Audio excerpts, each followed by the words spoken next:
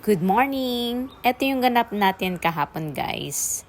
And as in nakikita nyo naman, napakasarap mag-drive dito dahil walang mga sasakyan.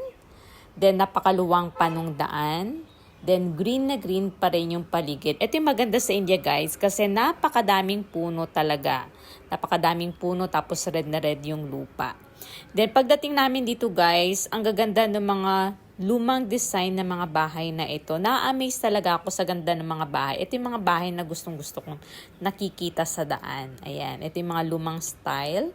So actually nasa village na kami.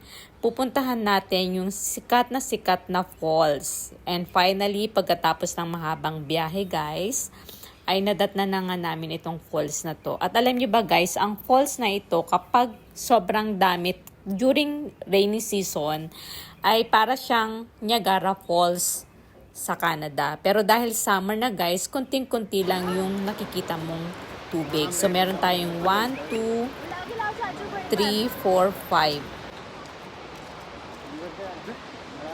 4 hours to see this falls. Tinatawag nila itong Jug Falls. So, sulit naman kasi ilan ba yung falls doon? 1, 2, 3, and 4. So, ayan.